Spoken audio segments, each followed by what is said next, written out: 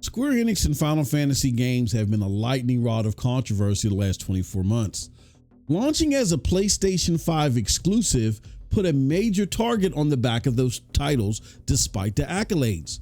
Meanwhile, Square themselves admit some puzzling release choices are in a financial rut.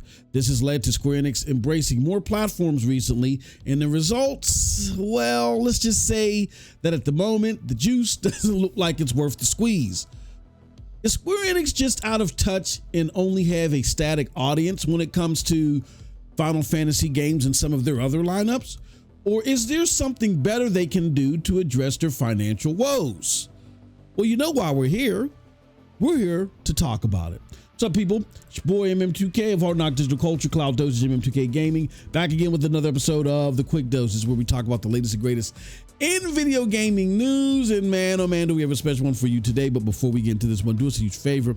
Hit that like button, hit that subscribe button, and rock those bells for notifications. Please make sure those bells are selected to all, because we don't want YouTube's goofy algorithm trying to select for you what you should and should not see. All right, no further ado, let's get into this one. So, in order for me to tell this story, we got to talk about the perception that there is out there in regards to Square Enix, particularly Final Fantasy games. Now, that perception is Final Fantasy games failed. They failed to hit their margins, or they failed to hit within their results that they were supposed to hit. And that's why Square Enix is doing that. And when you actually look behind or look beyond some of the idiotic headlines and some of the idiotic interpretations of what Square Enix actually said, you realize that the problem is more complicated than that. Now, I addressed this fully in a members video that is going to be available right after this. So you might want to check that out. I don't want to spend too much time doing that because I spent a lot of time addressing it there in way more detail, unscripted, you know what I mean? No holds barred, right? So you definitely want to check that one out. But let's just take a quick glimpse at something here. All right, so this is like me addressing some of the silly notions that were out there. VGC had put an article where they said Square Enix had said that the initial sales of both Final Fantasy VII Rebirth and Final Fantasy 16 didn't meet expectations. And I addressed that in a tweet. And when you look at what they actually said in the financial earnings report, they didn't say that those games didn't meet the expectations. They said that those games were within sectors. Their HD gaming sector, where the HD gaming sector overall didn't meet expectations. You know what I mean? Now, there's clearly games like Phone Stars that were in that sector the same quarter that Final Fantasy was, but they never said that Final Fantasy VII didn't meet expectations. As a matter of fact, there are reports out there and various quotes that you can find where they say and they attribute and they credit Final Fantasy VII Rebirth and Final Fantasy VII 16 as pretty much performing well. You can see that time and time again. The performances were solid. So the correct thing to surmise is maybe they had a range of expectation, the range of sales that they were expecting from the games. Let's just say, I'm just throwing numbers out there. Maybe they were expecting Final Fantasy VII Rebirth and Final Fantasy 16 to sell, or they were hoping they would sell anywhere between 3 to 5 million or 3 to 7 million, right? And let's just say Final Fantasy 16 and 7 individually sold about 4.5 million, right?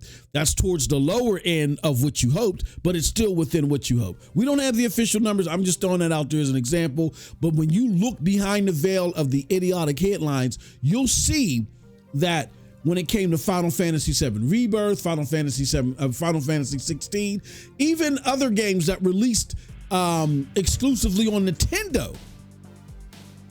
Like, people forget about that. There were Nintendo games in there within that HD sector where the entire sector didn't sell well. There was just a bunch of games. I think we counted like this generation alone, there were like 18 games in their HD sector, and only a handful of them, including the Final Fantasy games, including some of these Nintendo games, did well. So Square Enix is just in a bad way, and some of the perception that's out there may be skewed a little bit, but nonetheless, there is a problem overall at Square Enix as far as customer reception towards their games. So because of that, Square Enix took a new approach. Square Enix said, you know what? We are now going to release these games day and date. We're going to release them day and date everywhere. We're going to go back to the back catalog of games that, we feel like there's a lot more potential to bring us out of this rut. It's these 2 Final Fantasy games. Let's put these on PC. And then, outside of anything that's contractually bound, we are going to start making games multi-platform. There was even another story that came out that said, they're going to start, even if there is some type of contractual thing, and hinted towards this, that if there is some type of contractual thing, they're going to be, the game is going to be cross-generational, or it just might be cross-generational as well. We're trying to open it up and reach as many people as possible. Okay. Now, that's their new approach. And when you look at the results of their new approach, it's not hitting so well. Okay, so let's start with Final Fantasy 16. Final Fantasy 16 released on PC September 17th, and it peaked at 27,000. When you look at estimates, it might have 500,000 sales. So you're talking about all these tens of millions of potential PC gamers that have the rigs powerful enough to play these games. They're only 500,000. Now we know that has to be worse than console, right? And there's about, at the time that this launched on PlayStation, there was about 40 million PlayStation consoles out there. So I haven't crunched the numbers recently, but if I were to use Steam's hardware configurations to come up with the percentage and bump that percentage against how many people are actively on Steam to come up with the number of potential Steam gamers that could play this game, right, and that would likely buy it, I'm pretty sure it's a significant number, probably around 40 million as well, right? If not more. So you're trying to tell me that out of all those people that could potentially play this game, that have the rigs to do this, you're saying that all you could derive was 558,000? That's bad. And right now, it only peaked like a couple days after launch at 27,508. And right now there's only 2,100 in game. That's bad, right? Now when you ask people, well, why did this happen? They say, oh, because the game released late, where we've had games released late before on PC 4 years after the fact and kill it, right? So I don't know about that excuse. However, let's look at Final Fantasy VII Rebirth now, more recently releasing. How did it do? Final Fantasy VII Rebirth, well, right now there's 24,000 in game, but that just launched 5 days ago. It peaked at a very lukewarm 40,000. Like neither one of these games broke 100,000. And look, the estimations on this one is 345,000. Now, the way that it's pacing, I think, by the time it reaches the time frame on PC that Final Fantasy 16 reached, I think it's going to track better than Final Fantasy 16, but these still are not numbers that to even clap at or to even. But well, it makes you wonder: was it worth the port? You know what I mean? So you look at these results.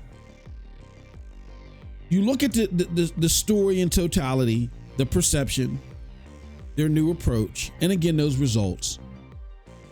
And you start to ponder, what the hell is going on with Square Enix? Well, I'll tell you what the hell is going on. First and foremost, as I showed you in just the snippets, and again, I deep dive this in the members video. So if you want to see it, definitely check it out. And when we get to the end of this one, just tap that card to your left, and it'll take you to that to that members content. Final Fantasy games didn't fail because they were exclusive. They failed because Square doesn't understand their own demo and where their own demo is at. What am I telling you? Look, as I alluded to in the bumper, everybody is not a fan of Final Fantasy. And I had this conversation with Cold Blood. I said Cold Blood because we come out of two different gaming genres. Like I've been gaming since the early 80s, right? And so when I look at the Final Fantasy that is most dear to me, it's the pixel turn-based one. It's actually Final Fantasy 6, not 7.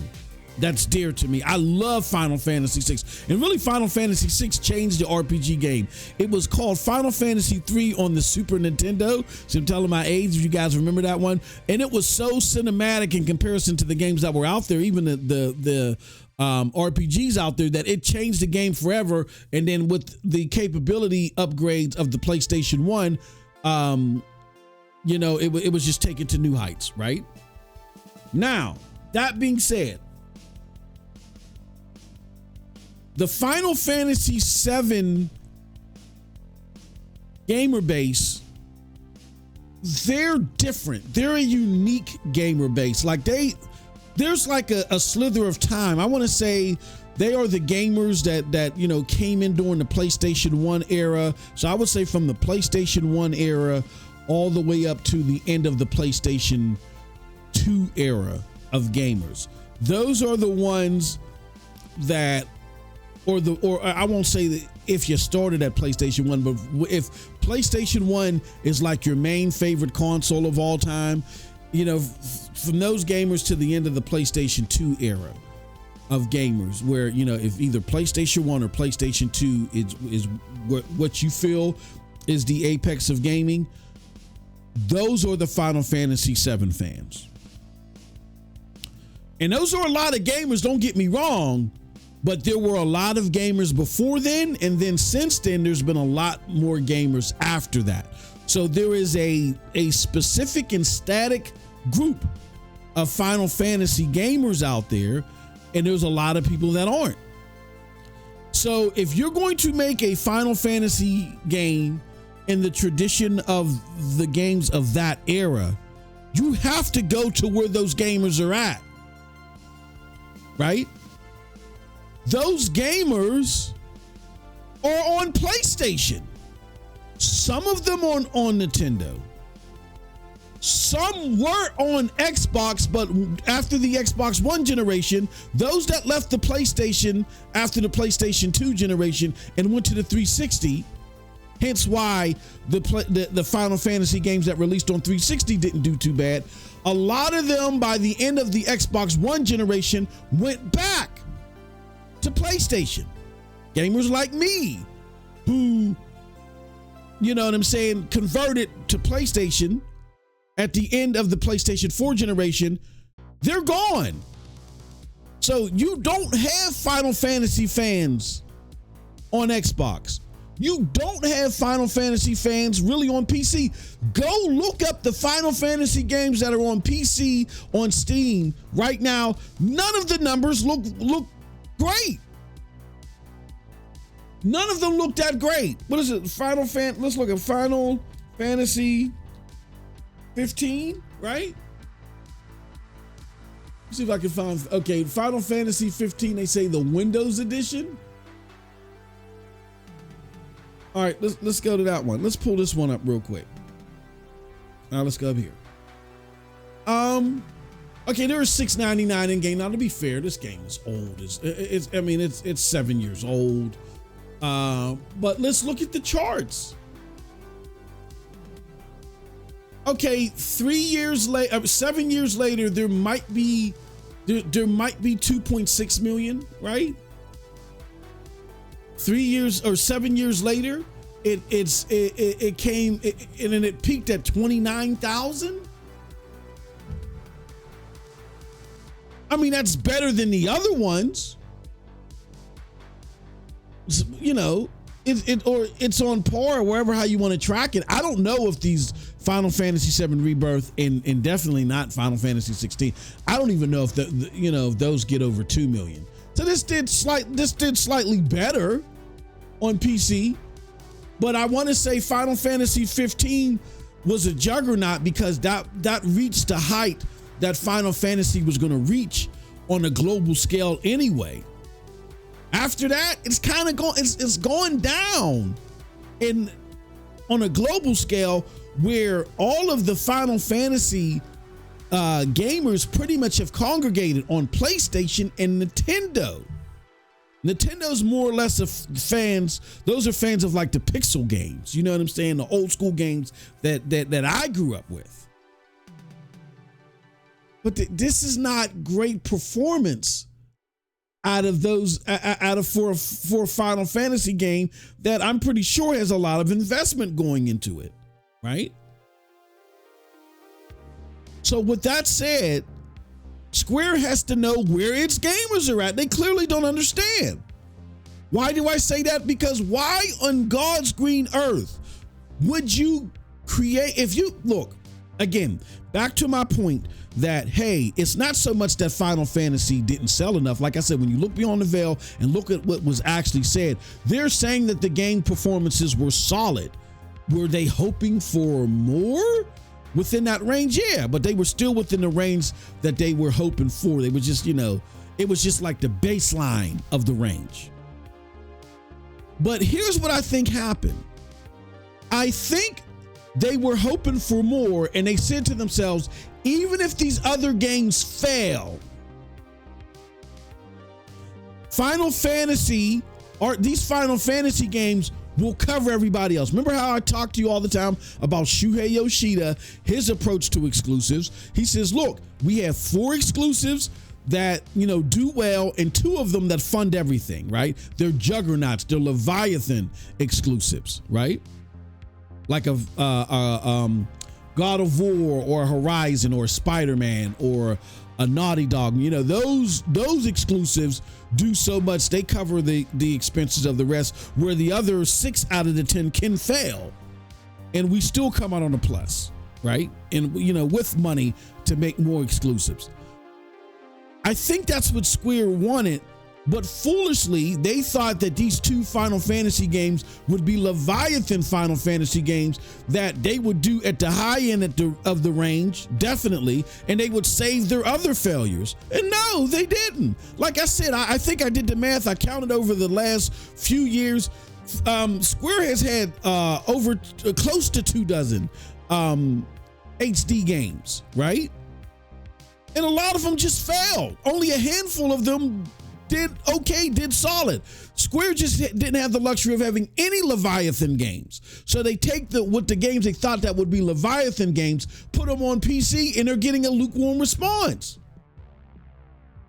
What's going on here? Oh, instead of putting these on PC, you should have put these damn games on PlayStation 4. They should have been cross-gen. Now, granted, making them cross-gen would have lowered your capabilities, but hey, look, I'm sorry. If maybe they sat down with PlayStation and they were hoping that these games being exclusive to PlayStation 5 would be the game that brings the PlayStation 4 people over. If that is the case, then you plan for it horribly. You plan horribly for it. Why do I say that? Because having a game that launched at the beginning of the year, of the calendar year, those are more naturally for gamers that have already bought their PlayStation during the holiday season, and now they're looking for new releases. You're feeding people that already bought a PlayStation. If you're trying to bring people over to PlayStation, that has to happen during the holiday season. So I think what it should have happened is both Final Fantasy should have released in the holiday season. should have released October, November, December instead of Final Fantasy 16 in July and then Final Fantasy 7 Rebirth in March. And that really could have helped out PlayStation a lot during the holiday season to do more to scrub out the yuck of Concord. Because when I'm looking at it, I'm thinking maybe Final Fantasy 7 Rebirth should have launched in November. That would have been long enough to give it consideration for Game of the Year. I think Astrobot should have maybe launched a month earlier. You could have launched Astrobot in October, or you could have launched that in the fall or something like that. I would have had Final Fantasy 7 Rebirth launch in November, right? So it's considered for Game of the Year. We know why you're slotting stuff the way that you slot it. And then what I would have done is, that could have been your AAA banger for the holiday season, and then that would have carried over and been more successful and brought more people to PlayStation. That and can you imagine if Final Fantasy 7 freaking Rebirth launched during the holiday season while they had a price cut? Oh my God, and you had a Final Fantasy 7 Rebirth bundle? Like, where are they finding these people to make these decisions, right? But that's here nor there. That's a PlayStation faux pas, but more importantly, it's affecting Square Enix's bottom line more than anything. So if you were going to use Final Fantasy 7 Rebirth as a driver to bring more people over, you should have did it during the holiday season, as far as I'm concerned. That's Square Enix's fault for not understanding. If we're splitting out, because there's still 40 million people on PlayStation 4. If I'm splitting out a good sector of my user base, then it's not going to have a Leviathan performance. That was just dumb. Secondly, regardless of when they released it or, Square Enix has shown an inability to release a solid or a smooth AAA experience at launch. They suck, right? They suck at AAA development this gen.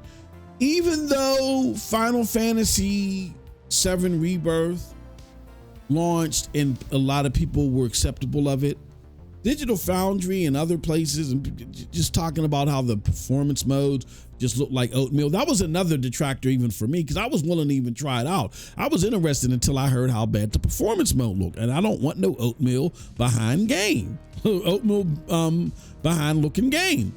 And so if you rely so much on Digital Foundry, PlayStation particularly, to highlight your game, and yourself, PlayStation, that the game that you said, that I think you said most of your gamers select performance mode. Having a bad performance mode is antithetical to you having a great experience as far as, or on the higher scales of experience when it comes to sales, right? PlayStation should have known that, but again, this is Square Enix's game. They need to survive off this game, so they should have known that. They should have said and that just pushes my theory about a holiday launch even further. This game should have launched in the holiday season. It was not ready to have the performance mode that it needed. It should have launched later. And I get that there's fiscals and all that other stuff, but you just got to align things properly. I'm sorry. You know what I'm saying? I get that there's fiscal years and you wanted to include it in this fiscal year, but you F around and you find out. That being said, here's my conclusion. Square's problems is not exclusivity that it had on PlayStation or Nintendo. As we saw, there were accounts given of games that performed solid, and the Final Fantasy games and certain Nintendo games were the games listed that performed solid. Leadership should have never expected Final Fantasy games to be such a safeguard financially when they got half their demo still on PlayStation 4 that doesn't even have access to the game. And when you look at the release window, it's not tantalizing to them. And the problem is clearly leadership as well when it comes to technical talent. Because they can't technically create a smooth AAA experience to save their lives or to save their company. And trust me, my friends, with this being the case, it's only going to get worse with parallel development. What is parallel development? Developing for multiple platforms at the same time. That takes a certain level of skill and proficiency and technical know-how and efficiency in order to do that. And these guys can't even do it when they're just building for one platform. The hell you think is going to happen when they're building for 3 or 4 or whatever all at the same time? With that said, I must ask, who's buying, and y'all tell me in the chat, who's buying a horrible performing Square Enix game at launch when you have to suffer through this parallel development? As far as I'm concerned, it's definitely not the new gamers. And if you're one of those gamers that are on the periphery, like, yeah, I'm really not a big Final Fantasy person, and I'm definitely not buying a horribly, horrible performing Final Fantasy at launch. It's not y'all. And you know who else ain't buying it? The rest of y'all. The faithful who tolerated simply questionable performance the last couple of times on PlayStation 5, y'all ain't even buying it. With that, unless Square addresses leadership and talent immediately, they are cooked. And this is going to be the biggest case in gaming of F around and find out that we will see in a long time. And with that said, that's it from your boy. Let me know what you think about all this in the comment section below, because like I always say, who cares what I think? But if you did like what I had to say, check out the links below to follow me. Again, they'll lead you to Hard Knock Digital Culture, Cloud Dosage, MM2K Gaming. With that said, peace. Have a wonderful gaming day.